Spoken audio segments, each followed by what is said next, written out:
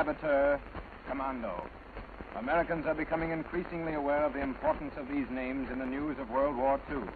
In a conflict fought on 100 constantly changing fronts, opportunity has arisen for the use of small bands of highly trained irregulars to be injected behind enemy lines. With almost certain death as the penalty for capture, these men must operate toward the utmost destruction of property and life. Their only chance of survival depends upon extreme ingenuity, an intimate knowledge of the country, and the confidence born of months of training and study. Somewhere in America, the United States is developing hundreds of recruits for this specialized service. Handpicked, with the aid of Army and Navy intelligence facilities, the men are taken under guard to the secret training camp which is to be their home for the weeks to follow. The area is located high in an eastern mountain range, miles from the nearest village, and under constant guard by U.S. soldiers and Marines.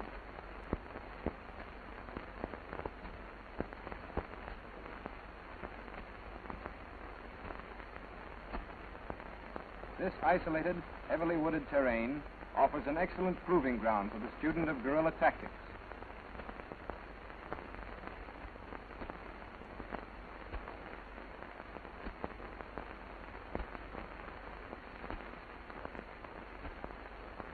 Classes are limited to less than a dozen men, thus ensuring the utmost security and providing almost individual instruction for each student.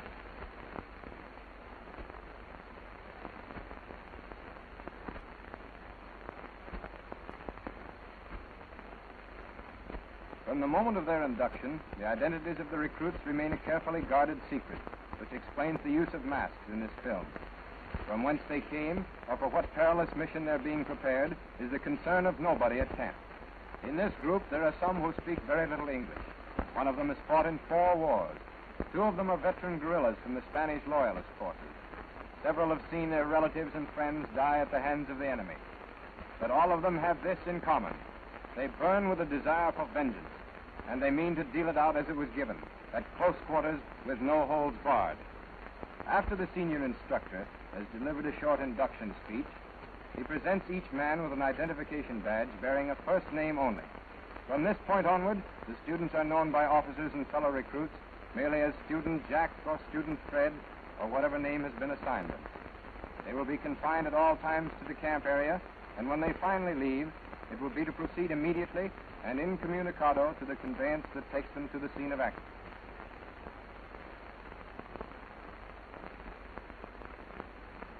Every item of personal equipment is supplied by the government. The men arrive without so much as a toothbrush or pencil.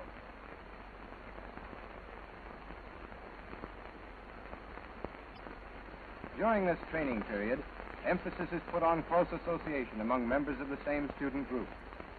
An expert guerrilla or saboteur must not only think and act quickly for himself, but must almost anticipate the next action of his colleagues. Individual quarters are hidden in the woods, and the students are taught to live in seclusion, in conditions simulating those they may encounter as guerrillas behind enemy lines. This outdoor trainasium was carefully constructed to develop muscles most used in individual close combat. In fact, the first principle of commando or guerrilla training evolves from the theory that the best defense is a good offense. Hit first and talk afterwards. In short, get tough.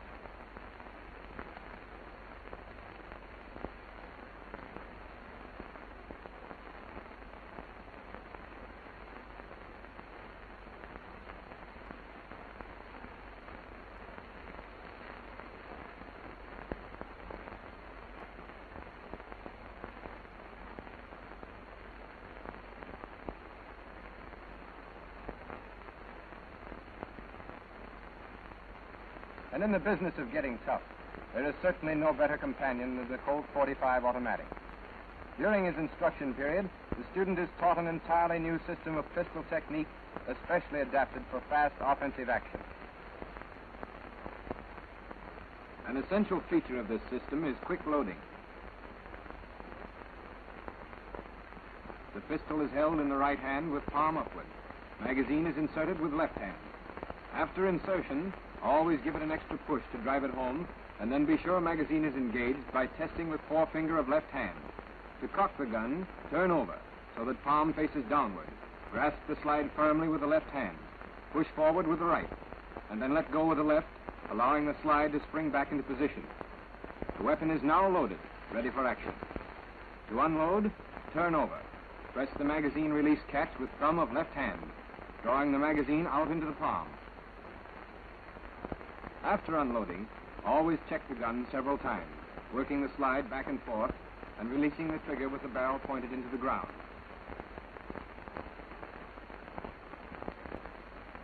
To familiarize the student with the firing action of the gun, he is first taught a preliminary upright stance. Stand squarely facing the target, bring the right arm stiff across the body with the gun approximately in dead center. Cock the wrist to the right so that the pistol points straight ahead. Now raise the weapon to the level of the eyes until the target surrounds the barrel. In this entire school of pistol shooting, the gun is always raised to the firing position and lowered as soon as the shot is fired.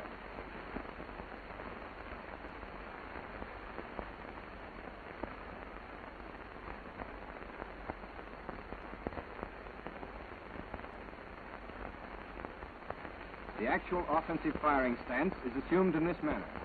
Left foot forward, both knees bent, with the weight always forward on the toes. Keep elbow and wrist locked, pistol parallel with the ground, and as close to the center of the body as possible. Left arm is raised to preserve better balance. The pistol is held tightly, as if it weighed 40 or 50 pounds. Grip it until it trembles. In close gunplay, it'll be trembling anyway.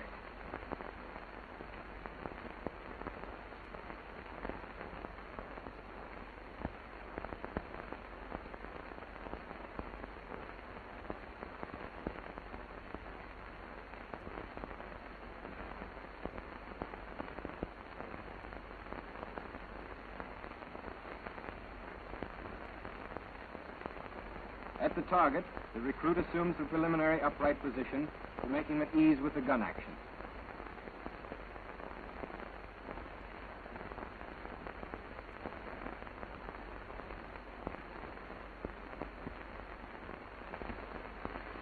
Now, set your magazine, test it. Turn pistol over, bring it in line with center of body. Up slowly, fire one. Slowly down. Up and fire one. Slowly down. That's good. Now the crop. On your toes. Up and fire two. Fast. Grip it tight. Again. Unload. Remove your magazine. Work the slide. Release the hammer into the ground. Now reload. Test the magazine again. This time, cock the pistol and fire in one movement, like this.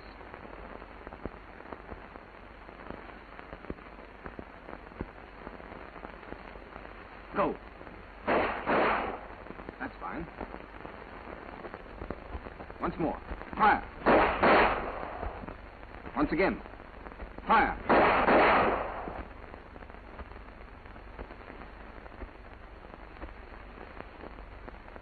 You see? All these are good shots, between the chin and the crotch, in a strip not more than 6 inches wide.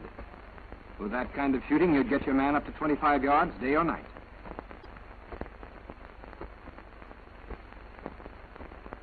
All right, everybody up to the target.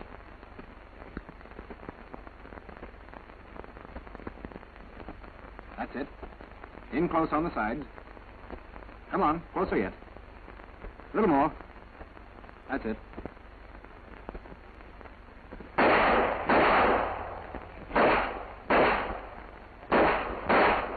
What a difference it makes, doesn't it? It's one thing to fire at a target that can't shoot back, and it's another thing to hear those bullets whizzing by your ears.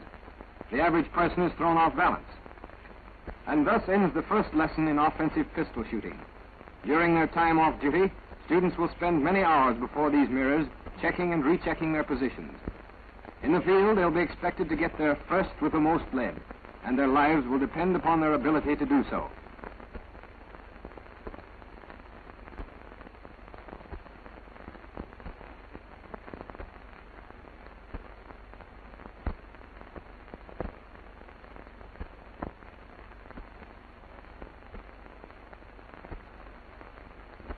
In the weeks following, Daily classroom instruction is given in such varied subjects as enemy propaganda, the principles of demolition, photography, and the fundamentals of cross-country reconnaissance. Outdoors, the student is shown a new technique of throwing the hand grenade.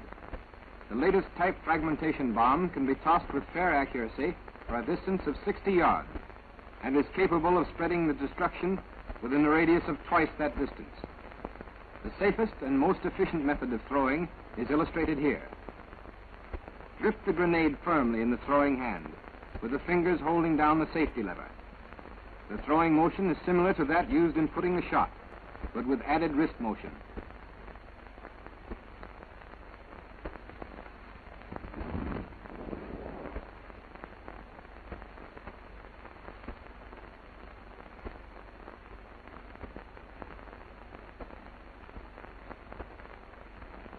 The target in this case is about 70 yards away. The instructor pulls the pin. The grenade is now hot. After he's let go of the safety arm, it'll detonate in 5 seconds. There it goes. A direct hit. There are no Marquis of Queensberry rules in guerrilla warfare. It's a simple matter of kill or be killed, capture or be captured. In this phase of the instruction period, the student is taught the gentle art of murder, the technique of killing or crippling his opponent with his two hands at close quarters. The success of this system of close combat has little to do with size or strength. The larger man here should have little trouble tossing the smaller one around, yet by the pressure of one finger in the right spot, he is rendered powerless. The same theory applies to all the holds in this course. Most valuable offensive blow at close quarters is the chin jab. The hand is held open at shoulder height, and the blow is delivered to the opponent's chin with all the weight of the body in the follow-through. As the blow is launched, the knee comes up to the testicles and the fingers close on the opponent's eyes.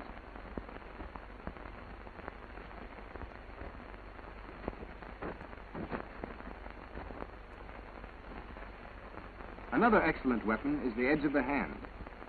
Keep the fingers tight together, thumb erect. The blow is a sharp slash with follow-through.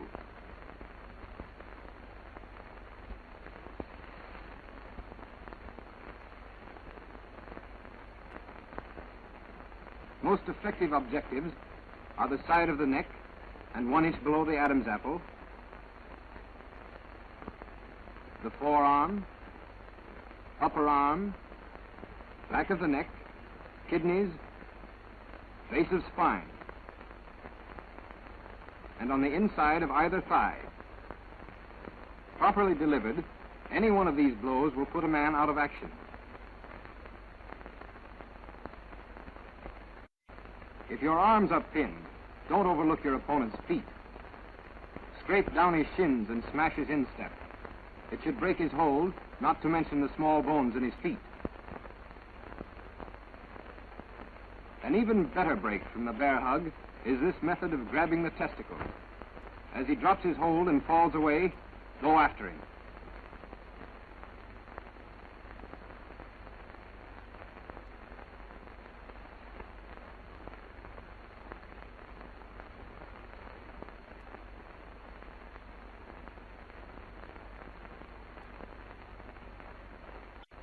To get out of a one-hand stranglehold, merely turn against the thumb and walk away. When two hands are used, bring your right over, grasping his wrist. Bring your left up under the elbow and force him down. Lock his arm and go after his eyes with your free hand.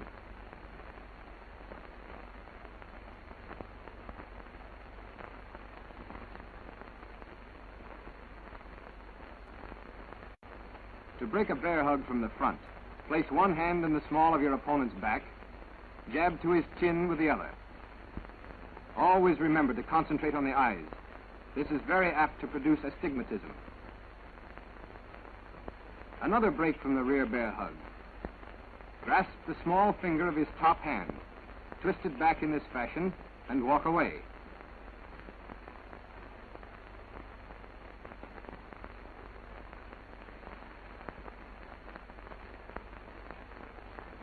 If both arms are free, there is this variation of the testicle grip. After he's dropped his hold, slide out sideways and grasp his arm, bringing him to the ground.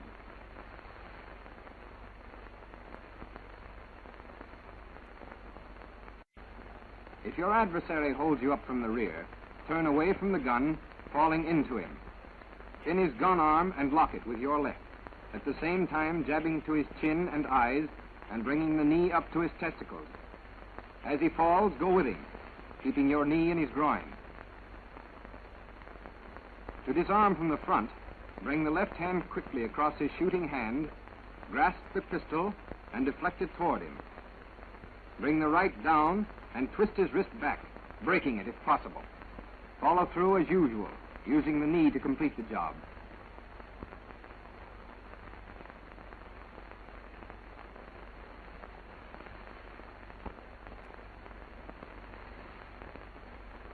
In coming to the aid of a comrade, approach from the back, seizing the opponent's shooting arm and bending it back. Apart from the commando knife, which is considered in the later part of the training course, there are several hand weapons of inestimable value in guerrilla warfare. One of these is the Kosh, spelled K-O-S-H. The hitting end is a lead weight, which telescopes into a small cylinder secured up the sleeve by a wrist thong. In preparing for action, the cylinder is dropped into the palm of the hand, and the actual blow is delivered as a sidearm throw. Centrifugal force drives the lead weight out to the end of the spring.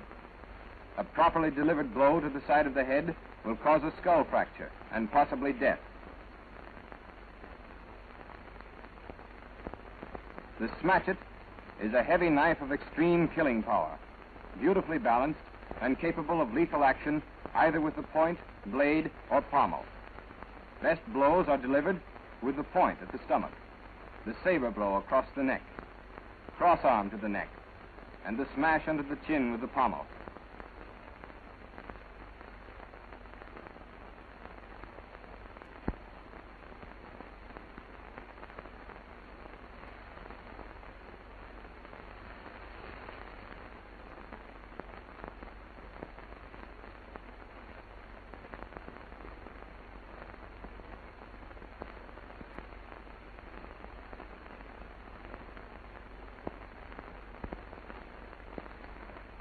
The Derringer, a tiny single-shot pistol which can be concealed in the palm of the hand or up the sleeve, may be the difference between life and death in an emergency.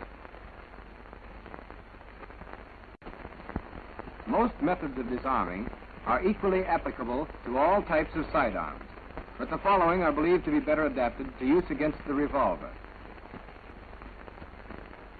Here's the simplest defense of all: a quick blow with the edge of the hand across the wrist, possibly breaking it.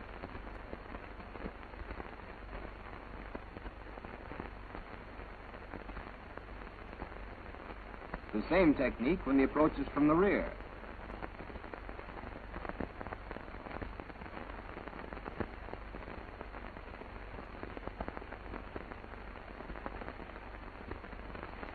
Another disarm from the front.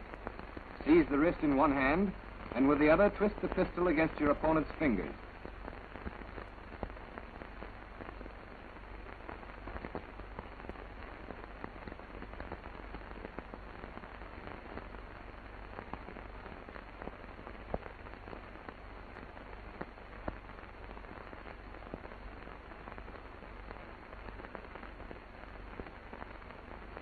In some cases, this maneuver works better. Grab the gun in one hand, strike the wrist sharply with the other, at the same time pulling the weapon free. A very simple and effective means of reducing the homicide rate when revolvers are used. Merely clutch the cylinder and hold it securely. As long as the cylinder can't turn, the gun can't fire. This is not a good idea if the gun is cocked or of the single-action variety.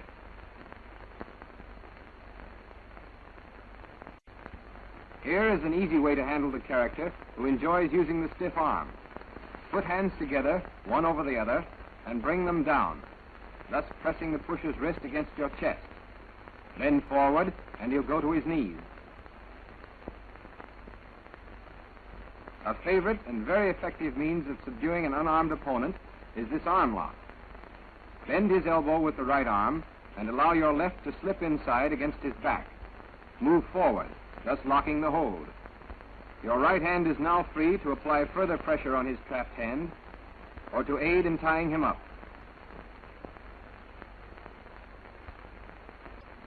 After a few weeks of preliminary training, the student is told to report alone to the pistol house. A mysterious structure is never before entered.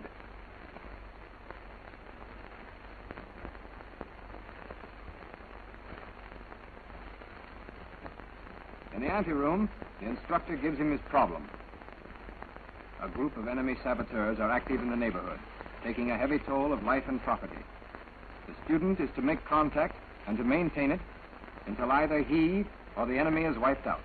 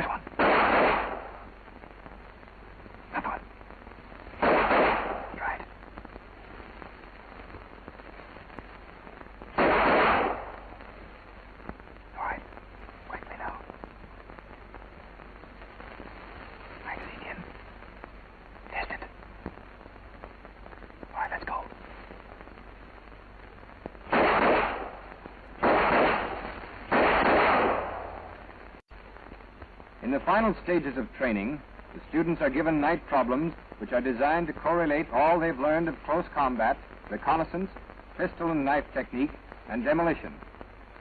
In every detail, the same care is taken to simulate combat conditions, and each student is required to familiarize himself with the uniforms, signs, and languages he will encounter in actual guerrilla raids overseas.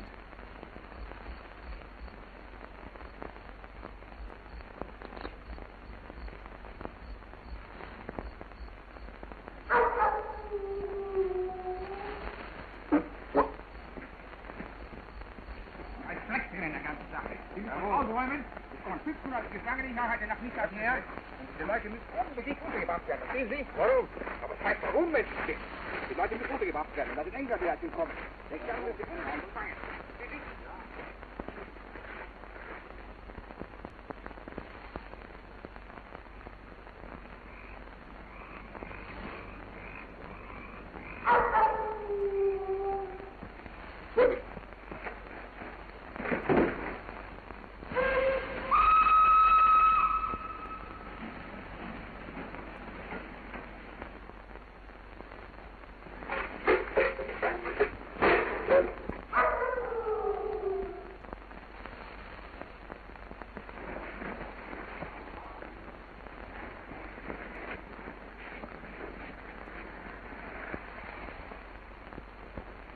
Herr Oberst, ich hatte mit Herrn Major Klause hier eine lange Unterredung. Und wir kommen uns ganz überein, dass der Feind hier entweder Saboteure oder Kommandotruppen gelandet hat. Nicht wahr, Herr Major? Jawohl. Gut, nun. Also Herr Oberst, wenn Sie mal hierher sehen, die Küste, nicht wahr? Die Küste hier bietet ausgezeichnete Gelegenheit, ganz nahe an unsere Gegend heranzukommen. Also Fallschirme gibt es überhaupt nicht. Unterseeboote, ja, unbedingt.